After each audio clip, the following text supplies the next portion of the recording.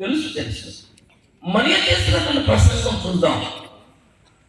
యోహాను రాసిన సువార్త 2వ అధ్యాయం. యోహాను రాసిన సువార్త 2వ అధ్యాయం. యేసుక్రీస్తు ప్రభుని ఒక పెళ్లికి పిలిచారు. యేసును ఆయన శిష్యులను ఆ వివాహమునకు పిలువబడింది. ఎక్కడండి? కానా అన్నటువంటి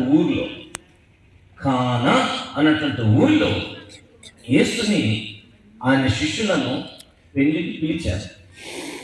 మరియమ్మ గారు కూడా అక్కడికి వెళ్ళారు. అప్పుడు అక్కడ వారికి ద్రాక్షారసం అయిపోయినప్పుడు మరియ ప్రభువుని పిలిచి, అయ్యా వీరికి ద్రాక్షారసం అయిపోయింది, లేదు అన్నది. అప్పుడు ప్రభు అన్నాడు, అవునమ్మా, చిక్కులు పని, నువ్వెందుకు బాధపడతావు, రమ్మండి అని. అలాంటి హెచ్చులు అమ్మా నాతో నీకేం పని, నా సమయం ఇంకా. అప్పుడు మరి ఏమన్నదండి? యోహాను సువార్త 2వ అధ్యాయము 5వ వచనం. ఆయన తల్లి పరిచారకులను చూచి, ఆయన మీతో చెప్పున్నది చేయండి. That is the message of సన్ మేరీ. మరియ యొక్క సందేశం ఏంటండి? ఆయన చెప్పినట్టు చేయండి.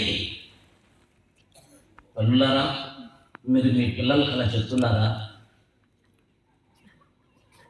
తండ్రులారా, మీరు మీ పిల్లలకు అలా చెప్తున్నారా? యేసు చెప్పినట్టు చేయండి అంతే, లేఖనములో ఉన్నట్టుగా చేయండి అంతే. ఆయన ఎప్పుడని చెప్పారా? లేఖనం ఏమి చెప్పుతున్నది? That is the final judgement. దాసన్ ఏం చెప్పాడు, ప్రేమరాజు అన్న ఏం చెప్పాడు, పెద్దయ్య గారు ఏం చెప్పారు, లేకుంటే ఇంట్లో అమ్మ ఏం చెప్పింది అన్న బిజినెస్, టోటల్ నాన్ సెన్స్. ఏం చెప్పాడు? లేఖనం ఏమి చెప్పుతున్నది? వాక్యం ఏం చెప్తుంది? That is the final statement. మరి అంటుంది, ఆయన చెప్పినట్టు చేయండి. క్రిస్మస్ అంటే ఏంటని చెప్పాను నేను? లోబడటం. ఈరోజు మన అంశం అదే, లోబడటం, విధేయత చూపించటం, ఆమేన్ అనటం.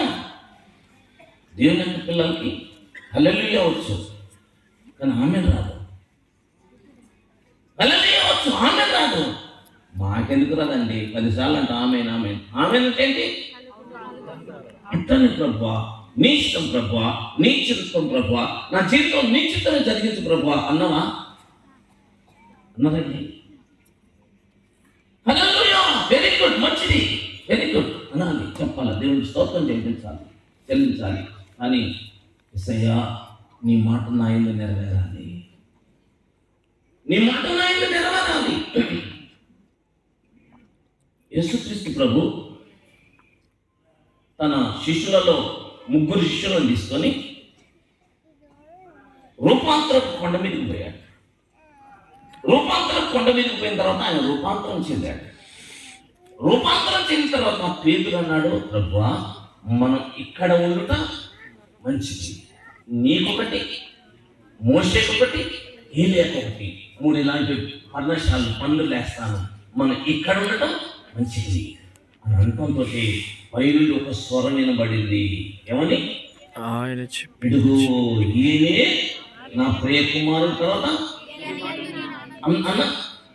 ఈయన మాట్లాడండి. ఏది మంచి, ఇది మంచి, ఇక్కడ ఉండుట మంచిదంటే మంచిగా చెడా? నేను చెప్పినా చూడండి, చెడా మంచిగా కాదు. తండ్రి దేవుడు అంటున్నాడు, ఈయన మాట్లాడండి. ఎవరి మాట? యేసు మాట వినండి.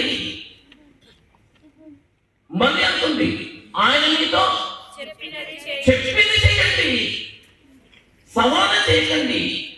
ఏది మంచిది, ఏది చెడు, ఇట్లా చేస్తే మంచిదండి, ఇది మంచిది కాదండి అని నువ్వు తీర్మానం చేయకు. ఆయన ఏది చెప్తే అది చెయ్యి. ఆమేన్ అంటూ నేర్చుకోండి. యేసయ్యా, నీ చిత్తం నా యందు నెరవేరాలి. తండ్రి, నీ చిత్తం నా యందు నెరవేరాలి. అనండి. గబ్రియేలు ఎన్ని రోజులు నిలబడ్డదని చెప్పాను దేవుని సముఖంలో? 400 సంవత్సరాలు నిలబడ్డాడు. 400 సంవత్సరాల తర్వాత గబ్రియేలు యూదా దేశంలో బేత్లెహేములో ఉన్నటువంటి ఆ మరియ దగ్గరికి వెళ్ళటంతో ఆమేన్ అన్నాడు. ఎవరు? గబ్రియేలు ఆమేన్ అని మరియ దగ్గరికి వెళ్ళాడు. మరియ ఆ మాటలు విని, ప్రభు దాసురాలను, నీ మాట చొప్పున నాకు జరుగుతుందాక లోపడింది. అయ్యలారా, అమ్మలారా, ఒక మాట చెప్తాను, ఎప్పుడు మనసులో ఉంచుకోండి, ఎప్పుడు మర్చిపోకండి. దేవుని మాటకు ఒకడు లోబడితే వాని జీవితంలో సమస్యలు ప్రారంభమవుతాయి. దేవుని మాటకు నువ్వు లోబడితే నీ జీవితంలో కొన్ని సమస్యలు మొదలవుతాయి, కొన్ని శ్రమలు మొదలవుతాయి, కొన్ని కష్టాలు మొదలవుతాయి. మనము అనేక శ్రమలను అనుభవించి దేవుని రాజ్యములో ప్రవేశింపవలను అంటాడు 14వ అధ్యాయం అపోస్తలుల కార్యముల గ్రంథంలో. దేవుని యొక్క మాట విన్నప్పుడు మెత్తటి పరుపు మీద పడుకున్నట్టుంటుంది అనుకోకండి. దేవుని మాట విన్నప్పుడు ఎండలో పడేసేపు చల్లటి పానీయం తాగితే ఎలా హాయిగా ఉంటుందో అలా ఉంటుంది అనుకోకండి. ఎందుకంటే మనం ఈ లోకంలో ఉన్నాం. లోకము దుష్టుని యందు పడింది. లోకము దుష్టుని యందు పడింది. వినండి వినండి వినండి వినండి. దేవుని మాట వినటం దేవుని బిడ్డలు ప్రారంభం చేస్తే,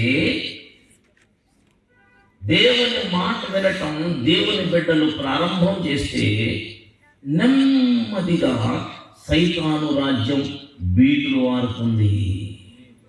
నెమ్మదిగా సైతాను రాజ్యం బలహీనమైపోతుంది. వాని రాజ్యం బలహీనమైనప్పుడు వాడు ఊరుకుంటాడా? ఊరుకుంటాడండి. వాడు ఊరుకోడు.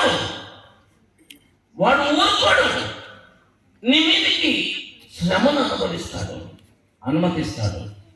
నీ మీదకి కష్టాన్ని అనుమతిస్తాడు. నీ మీదకి శోధనను అనుమతిస్తాడు. అయితేనేమి చివరి విజయం దేవుని పిల్లలే. దేవుని పిల్లలు ఎప్పుడు ఓడిపోరు. ఓడిపోము మనమిక,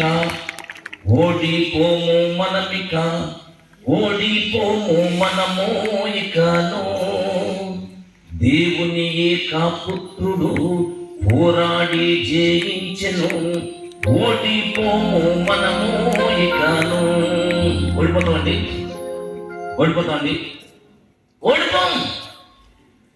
సాతాను పైన విజయమే, లోకముపై మన విజయమే. సాతాను పైన విజయమే,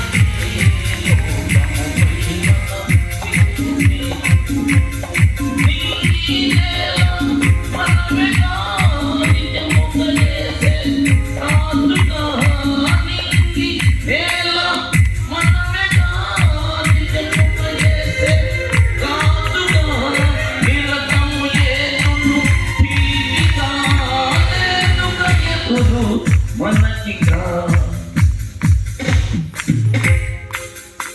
తమ్ముడు, ఈ నేల మందే, నీ నేల మనవిగా, నిజముగా ఏసే రాజుగా, నిరతము ఏలును టీవిగా, లేనిక మనకు ఎదురిక.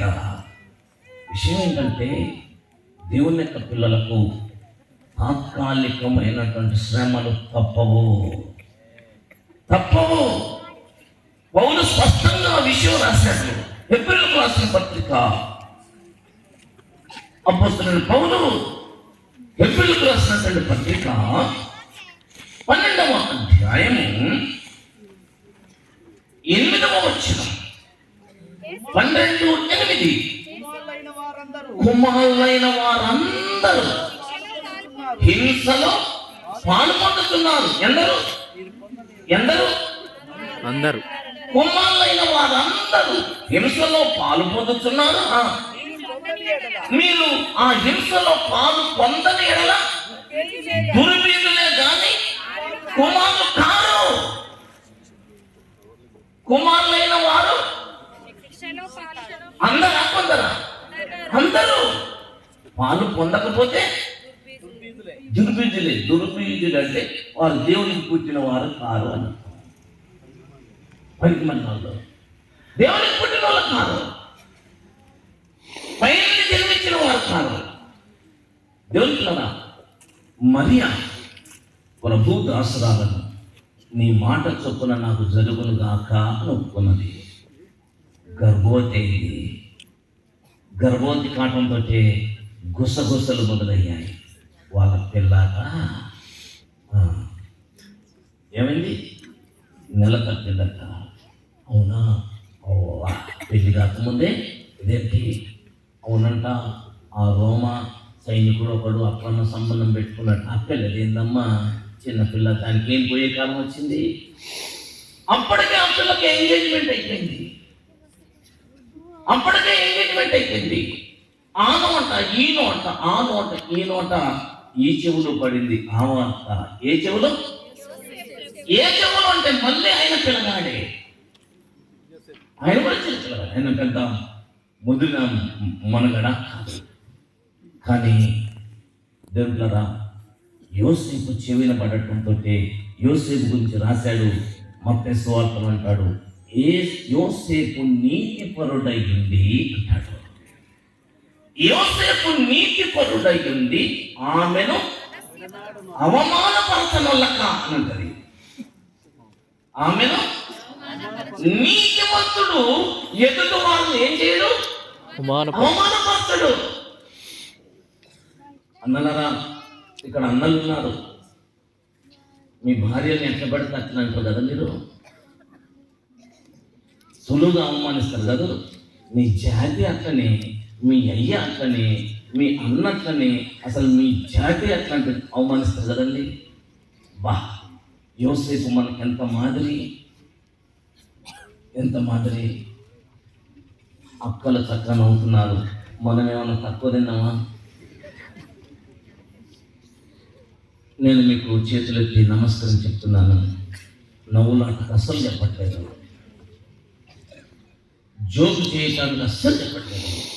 నవ్వటం మంచిదే, కానీ ఈ విషయాల్లో నేను సీరియస్గా చెప్తున్నాను. భార్యని భర్త, భర్తని భార్య ఎప్పుడు అవమానపరచకూడదు. అది నీతిమంతుని లక్షణం. నా జీవితంలో ఎన్నో మార్లు చంపలేసుకొని నా భార్య దగ్గర పోయి క్షమాపణ కోరుకున్నాను. అమ్మా, నీ వల్ల నాకు ఎంత సుఖం. నేను హాయిగా కూర్చొని చదువుకుంటుంటే, లేదా నడుము వస్తే హాయిగా పడుకుంటే, ఎటన్నా కష్టపడి ఎటన్నా పోయి వస్తే నేను రెస్ట్ తీసుకుంటే నువ్వేం చేస్తావు? ఎంత పరిచయం చేస్తుంది. నేను మనసారా చెప్తున్నాను, నిజమే చెప్తున్నాను. ప్రతి భర్త భార్యకు రుణపడి ఉంటాడండి. అంతే, ప్రతి భర్త భార్యకు రుణపడి ఉంటాడు. భర్తకి భార్య బట్టలు ఉతుకుతుంది, అన్నం పెడుతుంది, ఇల్లు తుడుస్తుంది, పిల్లల్ని కంటుంది, వాళ్ళని పెంచుతుంది, వాళ్ళని ప్రయోజకులు చేస్తుంది, ఆ బిడ్డలకు పాలిస్తుంది. నీ బిడ్డలకి నీ భార్య పాలిస్తుంది. నీ బిడ్డలకి నీ భార్య 1-2 కడుగుతుంది. నువ్వు ఎప్పుడన్నా కడిగావా?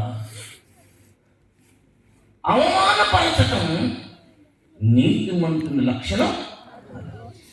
యోసేపు నీతిమంతుడై ఉండి ఆమెను అవమానపరచనొల్లక రహస్యముగా వినాడ ఉద్దేశించను. ఇప్పుడు మళ్ళీ వచ్చాడు రెండవసారి, సెకండ్ టైం. ఎవరు? గబ్రియేలు దూత. మళ్ళీ గబ్రియేలు యోసేపు దగ్గరకు వచ్చి, దావీదు కుమారుడైన యోసేపు, నీ భార్య అయిన మరియను చేర్చుకొనుటకు భయపడకము. ఆమె గర్భము ధరించినది పరిశుద్ధాత్మ వలన కలిగినది. ఆమె ఒక కుమారుని కనును. తన ప్రజలను వారి పాపముల నుండి ఆయనే రక్షించును గనక ఆయనకు యేసు అనే పేరు పెడతారు. ఓ యోసేపు, కన్యక గర్భవతి కుమారుని కనును. ఆయనకు ఇమ్మానుయేలని పేరు పెడతారని ప్రవక్త అయిన యెషయా చెప్పిన ప్రవచన ప్రకారం ఈ నీ భార్య అంటున్న మరియ గర్భం ధరించింది. అప్పుడు యోసేపు ఏం చేశాడండి? యోసేపు ఏం చేశాడు? రండి మత్తయి సువార్త, మత్తయి సువార్త 1వ అధ్యాయము 24వ వచనం. యోసేపు నిద్ర మేలుకొని ప్రభువు దూత తనకు ఆజ్ఞాపించిన ప్రకారం చేసి తన భార్యను చేర్చుకున్నాడు. లోబడ్డా? చెప్పరండి. క్రిస్మస్ అంటే ఏంటిది? లోబడ్డాం. ఏమన్నయ్యా నువ్వు ఏదో చెప్తున్నావు, మా అమ్మ ఒప్పుకోదు, పరువు పోద్ది, పెళ్లి కాకుండా నేరా పిల్లలు దొరకలేదా నెగ్గాడా? ఈ ఊళ్ళో అసలు పిల్లలు లేరా? ఆ నెల తప్పిన అమ్మాయే కావాలన్నా? నో, ఎవరైనా ఏమనుకోండి, అవమానం కానీ నష్టం కానీ దేవుడు నాకు చెప్పాడు. మరియతోటి దూత ఎవరో తెలుసా? ప్రభు చెప్పిన ఏ మాట కూడా నిరర్ధకం కాదు అంటే అవుతుంది అన్న, కాదు అంటే అవుతుంది అన్నారు. ప్రభు చెప్పాడు. ఇక్కడ ఏమన్నాడు? యోసేపు గురించి ఏం రాశాడంటే పరిశుద్ధాత్మ దేవుడు, యోసేపు నిద్ర మేలుకొని ప్రభువు దూత తనకు ఆజ్ఞాపించాడు, చేర్చుకోవాలంటే. యోసేపు నువ్వు చేర్చుకోవాల్సిందే అన్నాడంతే. ఆజ్ఞాపించినట్టు యోసేపు చేశాడంతే, చేర్చుకున్నాడంతే. ఎంత నీతిమంతుడు తెలుసా? ఇద్దరు కలిసి, ఒక యవనస్తురాలు ఒక యవనస్తుడు, ఇద్దరు కలిసి ఒక్కింట్లోనే నివసించారు. కానీ ఆమె కుమారుని కనువరకు యోసేపు ఆమెను ఎరగకుండెను. ఎంత నిగ్రహం అండి! నిగ్రహం కదా? ఎంత నిగ్రహం! ఒక అమ్మాయిని ఒక అబ్బాయిని, పెళ్లి కాని అమ్మాయిల్ని, ఆ పెళ్లి కాని పిల్లల్ని ఒంటరిగా ఉంచండి, నిగ్రహం ఎంతో తెలిసిపోద్ది. పెళ్లి కాని పిల్లలు కలిసి ఉన్నారు ఒంటరిగా, అయినా కానీ యోసేపు అలా స్టాండర్డ్గా ఉండిపోయాడు, నిగ్రహించుకున్నాడు. ఎందుకంటే దేవుని మాటకు యోసేపు లోబడ్డాడంతే. మళ్ళీ చెప్తున్నాను, లోబడ్డమే ఏం ప్రారంభమైంది? శ్రమలు ప్రారంభమవుతాయి. లోబడ్డమే మళ్ళీ కష్టం మొదలైంది. ఔగుస్తు రోమా ఎంపరర్ ఎవరు? ఔగుస్తు ఆజ్ఞ జారీ చేశాడు. ఏమని? ప్రజా సంఖ్య రాయటానికి ఎవరు ఊర్లకు వాళ్ళు వెళ్ళిపోండి హో అన్నాడు. ఇక్కడ చూస్తే ఈ అమ్మాయి నెలలు నిండింది. ఇప్పుడు ప్రజా సంఖ్య రాయటానికి ఎక్కడికి వెళ్ళాలి? బేత్లెహేంకి వెళ్ళాలి. బేత్లెహేంకి వెళ్ళాలంటే ఏం పర్లేదు, కారు కదా, కారు తీయండి, యోసేపు గారు కారు పట్టండి అంటారు. కారు ఉన్నాయా? ఎంత ప్రయాస అండి, ఎంత ప్రయాస. తీరా అక్కడికి పోయాడు. అక్కడ పోయిన తర్వాత నెలలు నిండాయి. తొలుచూడు కుమారుని కన్నది. మీరు చెప్పండి, పిల్లల్ని ఎలా కనాలో తెలవదు. పుట్టిన పిల్లగాడికి బొడ్డు పోయటం తెలుసా? పోయిన పిల్లగాడికి తెలుసా?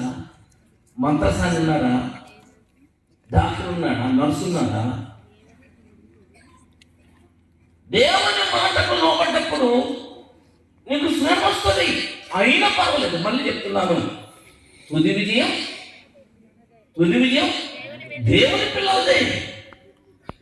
యేసుక్రీస్తు ప్రభు సిలువను మోసుకుంటూ పోతుంటే కొరడాట కొడుతున్నారు, సిలువను మోసుకుంటూ పోతుంటే రాళ్లతో విసురుతున్నారు, తల మీద ముళ్ళ కిరీటం పెట్టి రెల్లుతో కర్రతో కొట్టారు, హింసించారు, బాధ పెట్టారు. అవునండి. కానీ విషయం ఏంటి తెలుసా?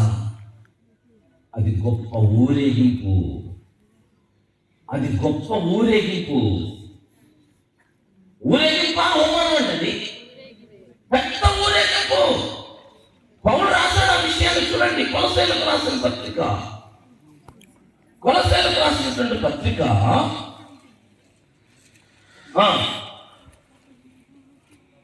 2వ అధ్యాయము 15వ వచనం. అన్న ముందుకు రండి, అట్లా లాస్ట్కు రండి, లాస్ట్కు రండి. ఎక్కడికి రండి అంటే సిలువ చేత.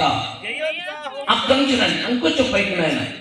ఎక్కడంటే మన అపరాధములన్నిటిని క్షమించి, అక్కడి నుంచి మన అపరాధములన్నిటిని క్షమించి ఆయనతో కూడా మిమ్మును జీవింపజేసెను.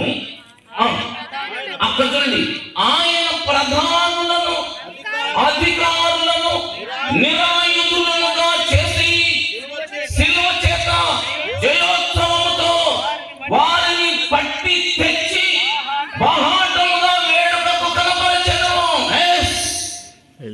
ఏంటిది? జయోత్సవము. ప్రధానులను అధికారులను ఎలా చేశాడు? నిరాయుధులుగా చేశాడు. జయమది. నీ శ్రమ నీకు జయం, నీ శ్రమ నీకు జయం. శ్రమ నిన్ను కృంగదీయదు. ప్రధానులను అధికారులను నిరాయుధులుగా చేసి సిలువ చేత జయోత్సవముతో వారిని పట్టి తెచ్చి నిరాయుధులుగా పట్టవచ్చాడు. ఒకని బహాటముగా వేడుకకు కనపరిచాడు. పెద్ద ప్రొసెషన్, విజయోత్సవపు ర్యాలీ అది. మనం అనుకుంటాం, అయ్యో కొడుతున్నారు, తిడుతున్నారు. దేవునికి బొడ్డు కొయ్యటం రాదు, మంత్రసారం లేదు, పడుకో పెట్టడానికి ఏమి లేదు. కుమారుని కలిగి సత్రంలో స్థలం లేకపోతే పక్క బట్టి ఒక తొట్టు ఉంది, తొట్లో మేతేస్తారు, మెత్తటి గడ్డి ఉంది, అదే పాన్పు. ఆ గడ్డి మీద, ఆ మెత్తటి పాన్పు మీద ఏం చేశారు? ఆయన్ని పడుకోబెట్టారు.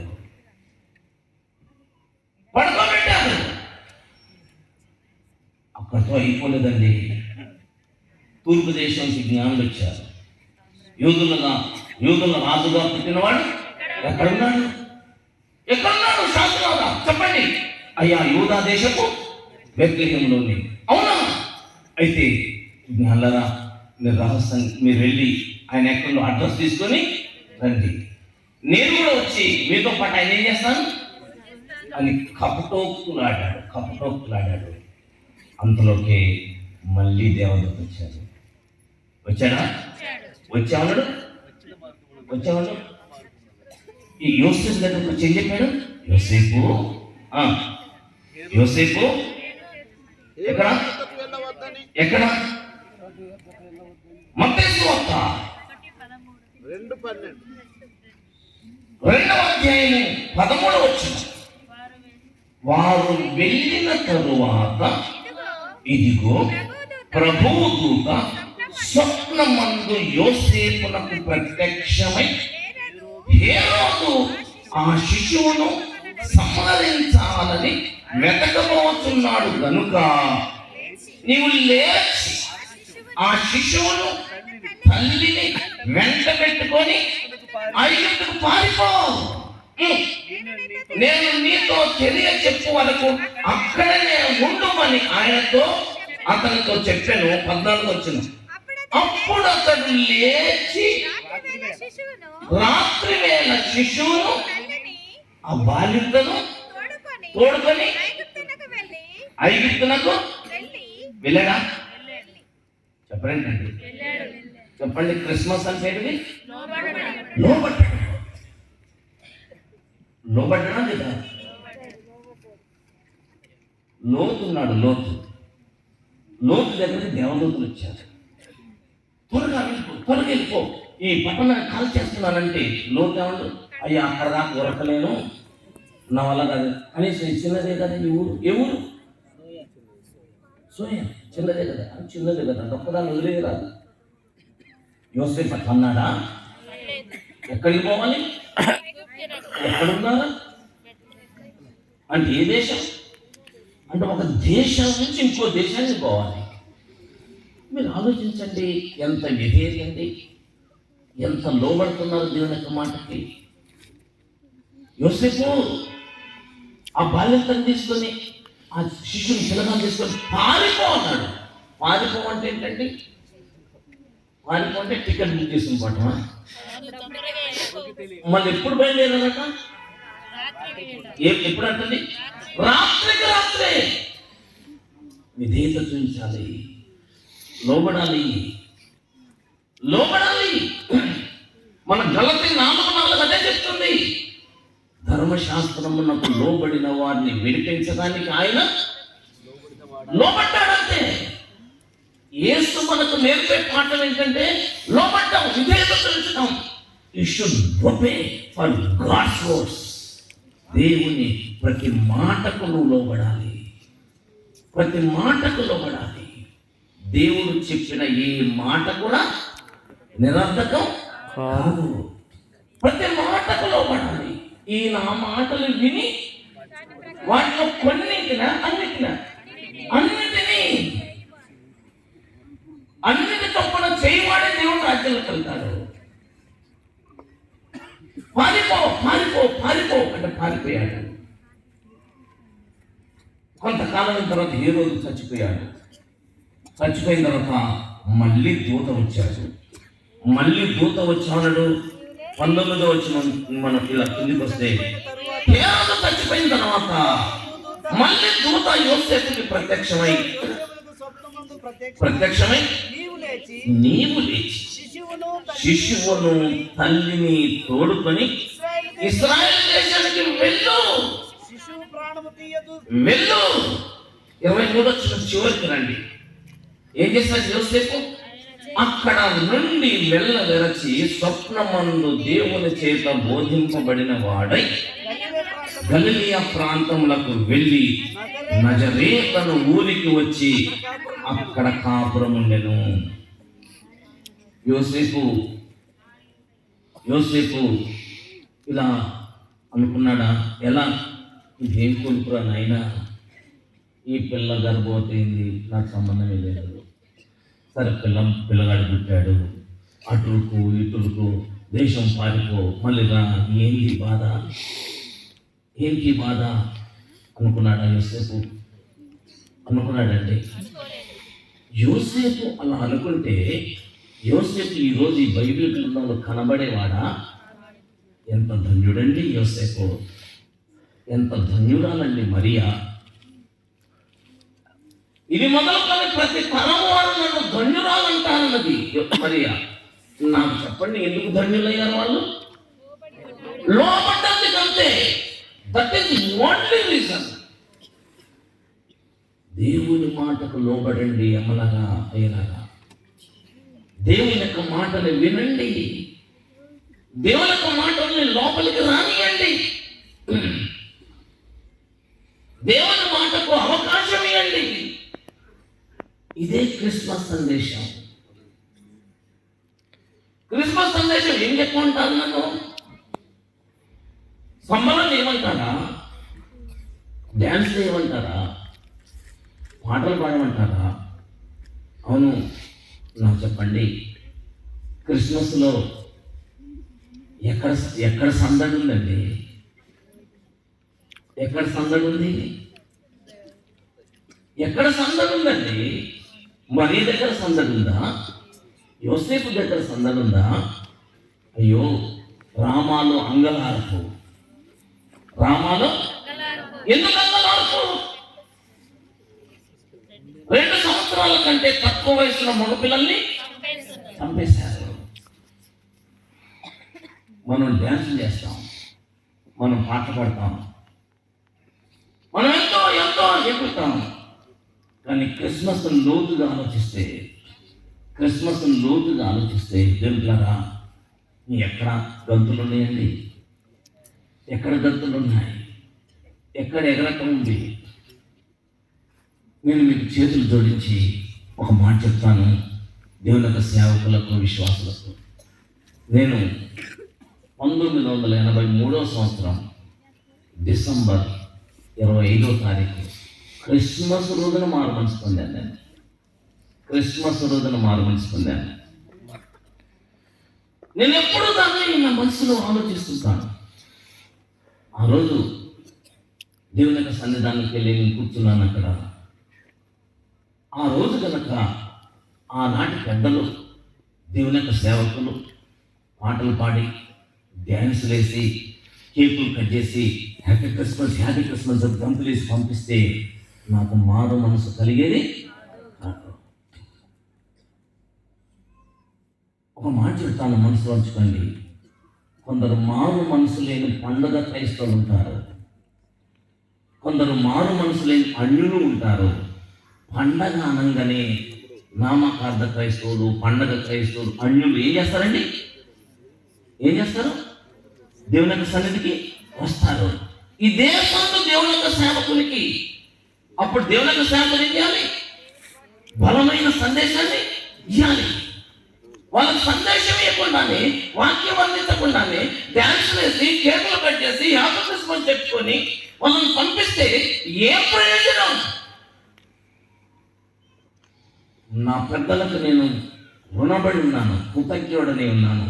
ఆ రోజు కనుక నా పెద్దలు అరే డ్యాన్స్ చేయాలంటే నేను ఎగిరేటోని, అరే గంతులు వేయాలంటే గంతులు వేసుకొని, అరే కేక్ పంచులాంటి కేక్ పంచుతోని. కానీ ఆ రోజు పెద్దలు అలా చేయలేదు. దేవుని సేవకుడు సూటిగా మాట్లాడాడు, నువ్వు దొంగను చూసినప్పుడు వానితో ఏకీభవిస్తున్నావు అన్నాడు. ఇలా వేలికి చూపించాడు. నాకండి నా గుండెలు పగిలిపోయాయి, నా గుండెలు బద్దలైపోయాయి. నా మనసులో ఒక ఆరాటం మొదలైంది, నా మనసులో ఒక పోరాటం మొదలైంది. దేవుని కదా, పరిశుద్ధాత్మ దేవుడు వెన్నంటి వెంటాడాడు. ధన్యులయ్యాను. ఇదే మంచి ఛాన్స్ అండి అన్యులకు స్వార్థ చెప్పడానికి. ఇదే మంచి ఛాన్స్ అండి నామకార్థ క్రైస్తవులకు స్వార్థ చెప్పడానికి. ఇదే మంచి ఛాన్స్ అండి పండగ క్రైస్తవులకు స్వార్థ చెప్పడానికి. సమయాన్ని వృధా చేసుకుంటే ఏమవుతుంది?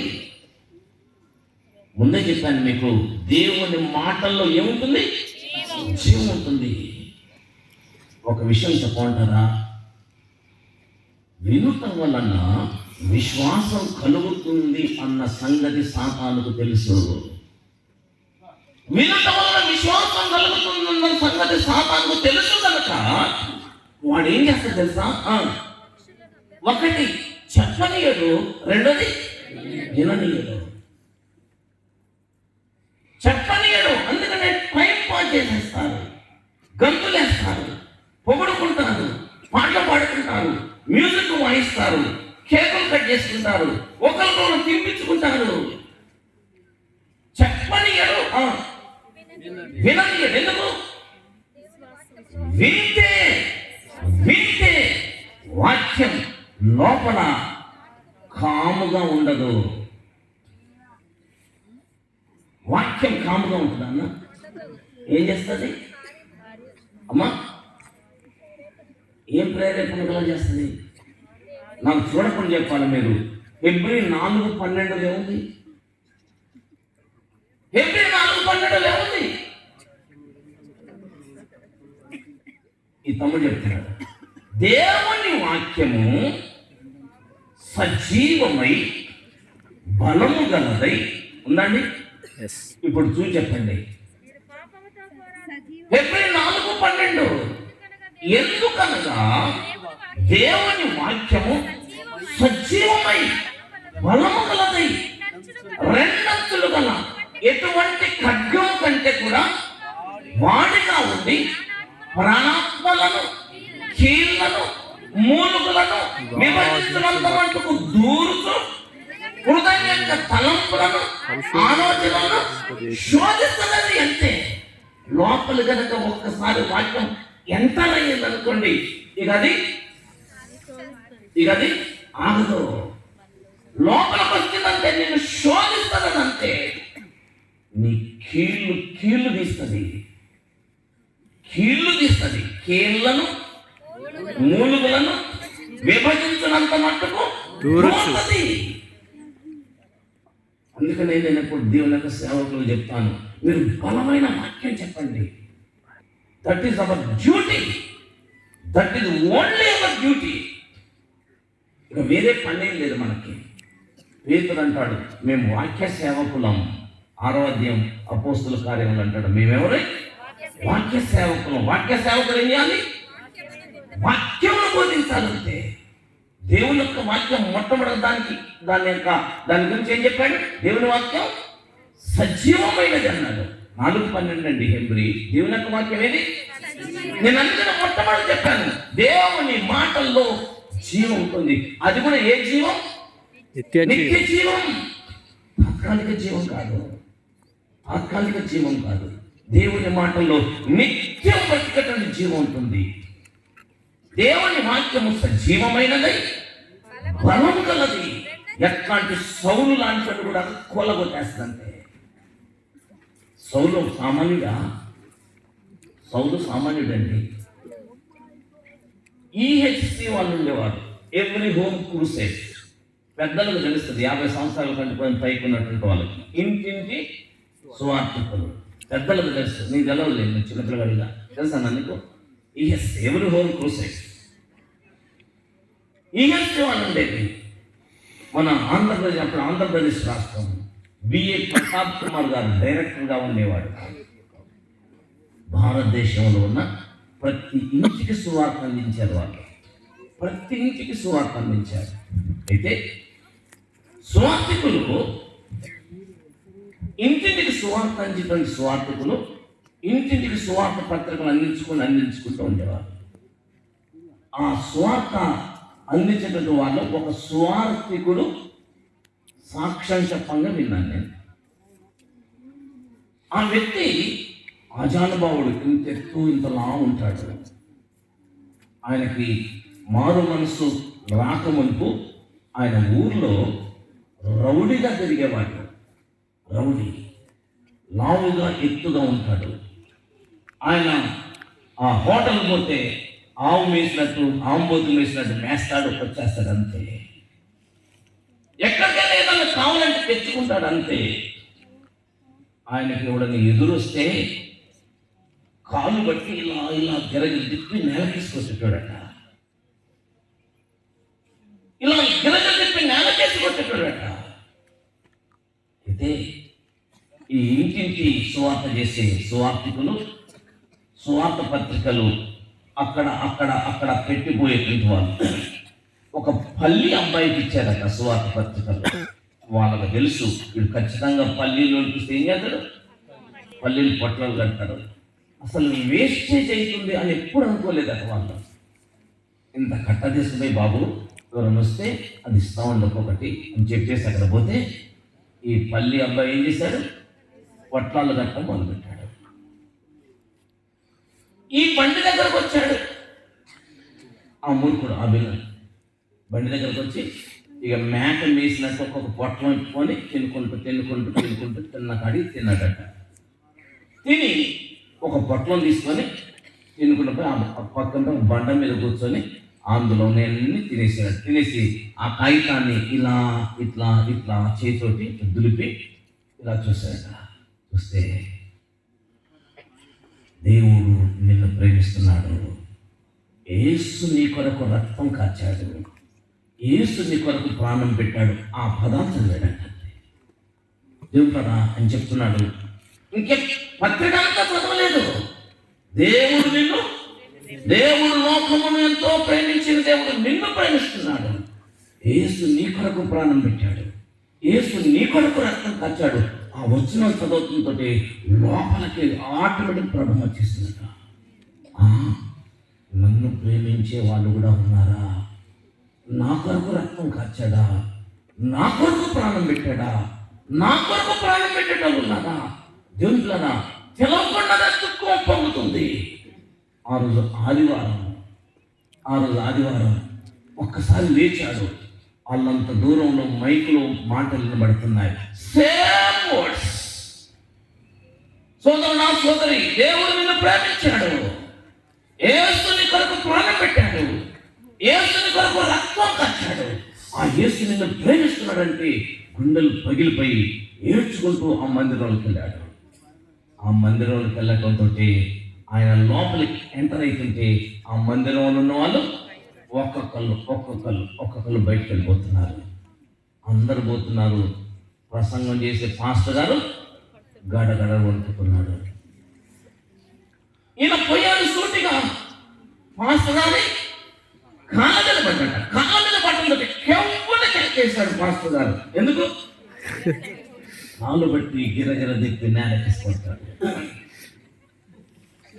దేవుని పిల్లరా, కెవ్వన కేకేస్తే పాస్టర్ గారు, నేను పాపిని, నా కొరకు ప్రార్థన చేయండి, నేను పాపిని నేలకేసి తలకాయ పట్టుకుంటున్నాడు. విషయం ఏంటంటే దేవుని వాక్యం సజీవమైనదై బలము గలది. ఎంత మొనగాడైతేంటి? మళ్ళీ చెప్తున్నాను, సాతానుడు వాక్యం చెప్పనీయడు, విననీయడు. ఎందుకు? వినుట వలన విశ్వాసం కలుగుతుంది. వినుట క్రీస్తుని వచ్చిన మాట వలన కలుగుతుంది. మీకు చలి పెట్టాలేనండి. ఎందుకు కూర్చున్నారు ఇక్కడ? దేవుని మాట నేను కట్టేస్తాడంతే, దేవుని మాట నేను బంధిస్తాడంతే. ఎంత మొనగాడు అనేటువంటిది ఇక్కడ అప్రస్తుతం. వాక్యములకు చోటియండి, వాక్యములలోనికి రానియండి. లోపల కనుక వాక్యం వస్తే దాని పని అది చేస్తుందంతే. దాని పని అది చేస్తుంది, తొలుస్తుంది. లోపలికెళ్ళి నీ మనసును తొలిచేస్తుంది. హృదయం యొక్క తలంపులను ఆలోచనని శోధిస్తుంది, అది వదిలిపెట్టదు. దేవుని వాక్యమునకు చోటు లేదు ఈనాడు దేవుని యొక్క పిల్లలలో. దేవుని యొక్క వాక్యమునకు చోటు కనుక ఉంటే అదే నేను నడిపిస్తుంది. దేవుని యొక్క వాక్యం ఎలా ఉందండి? చీకటి గల చోట్ల వెలిగించు దీపం లాగుంది అన్నాడు. చీకటి గల చోట్ల వెలిగించే దీపం అది నీ చేయి పట్టి నడిపిస్తుంది.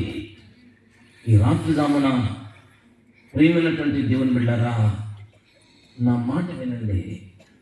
దేవుని యొక్క సేవకునిగా, దైవజనునిగా మీకు నమస్కరించి చెప్తున్నాను. నా మాట వినండి. యేసు మాటల్ని తలపోయండి, యేసు మాటకు లోబడండి. ఈ బైబిల్ గ్రంథం ఉన్నటువంటి ప్రతి మాటకు విధేయత చూపించండి. ఇందులో రాయబడిన ప్రతి మాటకు విధేయత చూపించండి, ప్రతి మాటకు లోబడండి. That is the Christmas message. అమలరా ఐలరా ఖరాఖండిగా చెప్తుంది వాక్యం. ప్రభువైన యేసుక్రీస్తు ఖరాఖండిగా చెప్పాడు. ఆయన చనిపోయి తిరిగి వచ్చిన తర్వాత పరలోకానికి ఆనందమైపోయేటప్పుడు చెప్పాడు చివరి మాటలు. ఈ వ్యక్తి యొక్క చివరి మాటలకు చాలా విలువ ఉంటుంది. ఆయన పరలోకానికి వెళ్ళిపోయేటప్పుడు, నా శిష్యులారా మీరు సర్వలోకానికి వెళ్ళండి, సర్వ సృష్టికి సువార్త ప్రకటించండి. రెండు మాటలు చెప్పాడు. నమ్మి బాప్తిస్మము పొందిన వాడు రక్షించబడతాడు, నమ్మనోడికి శిక్ష విధించబడుతుందంతే. అన్నా, ఈ బైబిల్ గ్రంథం తప్పైతే తప్ప ఎవ్వరు తప్పించుకోలేడు. ఈ బైబిల్ గ్రంథం తప్పైతే తప్ప ఎవ్వరు తప్పించుకోలేడు. ఇది తప్పైతుందా? ఇది అబద్ధమా? ఇది నిరంతరమైపోతుందా? ఎవ్వరు తప్పించుకోలేరు. నమ్మని వాడికి శిక్ష విధించబడుతుందంటే దేవుని మాట అంటే మోసమాసి అనుకుంటున్నారా? నువ్వు ఎలాంటి వాడు? ఏంటి? నమ్మి బాప్తిస్మం పొందిన వాడు రక్షించబడతారు, నమ్మని వానికి శిక్ష విధించబడుతుంది. ఖరాఖండిగా చెప్పాడు. 2 మాటలు చెప్పాడు. నా నీకు చేతులెత్తి నమస్కరించి బ్రతిలాడు చెప్తున్నాను, నీ పాదాలకు నమస్కరించి త్రోసివేయకు. ఇంత గొప్ప రక్షణను నిర్లక్ష్యం చేస్తే ఎలా తప్పించుకుంటావు? అయ్యో, ఘోరమైన శిక్ష అనుభవించాలి, ఘోరమైన శిక్ష అనుభవించాలి. నీ గుండెల్లో గుబులు కలగట్లేదా? ఈనాడు నవ్వుకుంటూ చేసే క్షణకాలపు పాపానికి, నవ్వుకుండా చేసే క్షణకాలపు పాపానికి ఏడ్చుకుంటూ యుగయుగాలు శిక్ష అనుభవించాలి, ఏడ్చుకుంటూ యుగయుగాలు శిక్ష అనుభవించాలి. ఈరోజు నవ్వుకుంటూ చేసే క్షణకాలపు పాపం, క్షణకాలపు పాపానికి యుగములు ఏడ్చుకుంటూ శిక్ష అనుభవించాలి. ఎవడు కాపాడతాడు నిన్ను? ధనవంతుడు అంటాడు, అయ్యో ఈ అగ్ని జ్వాలలకు నేను యాతన పడుతున్నాను, నేను యాతన పడుతున్నాను, నేను యాతన పడుతున్నాను. లాజరు పాపు, లాజరు భూమి మీద ఉన్నప్పుడు చెప్తాను, విన్నావా? విన్నావా? అగ్ని ఆరదు, పురుగు చావదు. సంబరాలు శాశ్వత కాలం ఉండవు, సంబరాలు శాశ్వత కాలం ఉండవు, నీ భోగభాగ్యములు శాశ్వత కాలం ఉండవు. దేవుని వాక్యములకు విధేయత చూపించండి. That is the Christmas message. వాక్యములకు లోబడండి. యోసేపు వాక్యమునకు లోబడ్డాడు, మరియా వాక్యమునకు లోబడింది, దేవదూత వాక్యానికి, దేవుని మాటకు లోబడ్డాడు. దేవుని కుమారుడు యేసుక్రీస్తు అంతటోడే తండ్రి అయిన దేవుని మాటకు లోబడ్డాడు. వాక్యమునకు లోబడండి, వాక్యమునకు విధేయత చూపించాలి. వాక్యమును మీ హృదయంలో దాచుకోండి. వాక్యాన్ని లోపలికి రానియండి, దాని పని అది చేస్తుందంటే, దాని పని అది చేస్తుందంటే. సౌలా సౌలా లోపలికి వచ్చేసింది మాట. అప్పుడు ఏమన్నాడు? సౌలు ఏమన్నాడు? నీవెవడు? ప్రభువా, ఎవడు? నువ్వెవడెవడు? తర్వాత ఏమన్నాడు? ఇప్పుడు నేనేం చేయాలి? నేనేం చేయాలి? ఏం చేయాలని చెప్తే చేస్తావా? ఎస్, చేస్తా ప్రభువా. నువ్వు ఏది చెప్తే అదే చెప్తా. ప్రభు దాసురాలను నీ మాట చొప్పున నాకు జరుగును దాకా అని చెప్దామా? ఒక్కసారి దయచేసి మన్నించి లేచి నిలబడండి. ఉపదేశాన్ని ముగించుకుందాం. మిగిలిన కార్యక్రమాలు పెద్దలు జరిగిస్తారు. ఒక్కసారి లేచి నిలబడండి.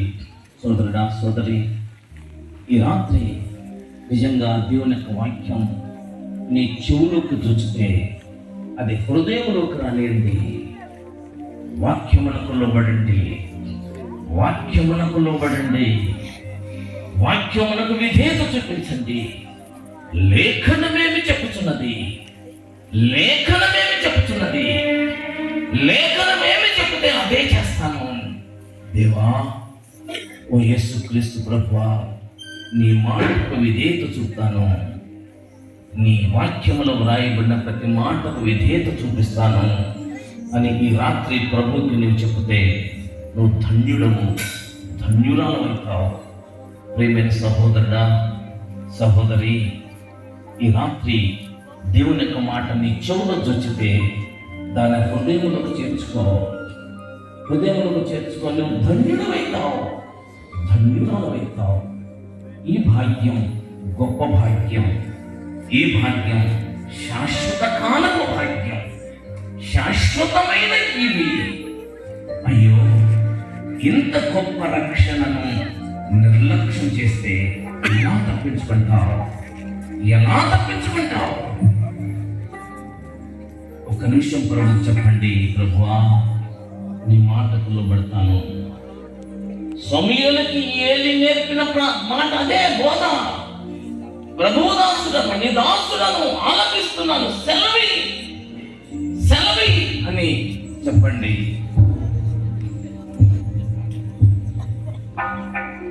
మిక్కిలి కనికరముల ప్రభువా, మాతో మీరు మాట్లాడిన ప్రతి మాటపై నీకు స్తోత్రాలయ్యా. తండ్రి, నీ మాటలో జీవం ఉంది, నీ మాటలో ప్రభావం ఉంది, నీ మాటలు బ్రతికిస్తాయి, నిత్య జీవాన్ని కలిగేస్తాయి. అయ్యా, ఆ మాటలే ఈనాడు నిర్లక్ష్యం చేయబడుతున్నాయి. కొందరు నిర్లక్ష్యంతో త్రోవన ప్రక్కన పడిన ఆ నేల లాంటి హృదయాలు కలిగి ఉన్నారు. కొందరు బండలాంటి హృదయం కలిగి ఉన్నారు. కొందరు ముందు లాంటి ఐహిక విచారాలతో నిండిన హృదయాలు కలిగి ఉన్నారు. దేవా, ఈ రాత్రి ఇక్కడ ఉన్నటువంటి వాళ్ళు ఎవరు అలాంటి హృదయాలు కలిగి ఉండక మంచి నేల లాంటి హృదయాలు కలిగి ఉంటే సహాయం చేయండి. నైనా నీ కుమారుడు యేసునాథుడు శిలువలో కాచిన రక్తం, యేసయ్యా, నువ్వు శిలువలో కాచిన రక్తం ఈ రాత్రి బిడ్డల విషయంలో వ్యర్థం కాకుండా, వృధా కాకుండా సహాయం చేయండి. అయ్యా, హృదయాలను మరలిక్కాలి, బాధతో నిండిపోయాలి, దుఃఖం ప్రభు తండ్రి పొందుస్తుంది. యేసయ్యా, ఎవడు నశించడం నీకు ఇష్టం లేదు కదా. అమాయక బిడ్డలు స్వామి, లౌక్యం తెలియని పామర్లయ్యా, ఒకసారి బిడ్డలు జ్ఞాపకం చేసుకోండి. దేవా, ఏ ఒక్కరు రక్షించకుండా, ఏ ఒక్క బిడ్డ ప్రభాతండి నిత్య నరకంలోకి ప్రవేశించకుండా బిడ్డలకు మారు మనసు దయచండి, రక్షణ సాధించండి. యేసయ్యా, నువ్వు పొందిన గాయమును వృధా కాకుండా, యేసయ్యా, నువ్వు పొందిన ప్రయాసం వృధా కాకుండా, సిలువ మరణం వృధా కాకుండా, దేవా ఈ బిడ్డలు రక్షించండి, పెద్దలు రక్షించండి. నీ సందేశం, నీ వాక్యం నిష్ప్రయోజనం కాకుండా అందరి హృదయాలలో ప్రతి హృదయం మంచి వేళగా ఉందని అలపించండి. యేసునామమున శిరం నుంచి నీకు నమస్కరించి యేసునామమున ప్రార్థిస్తున్నాం పర్వతం.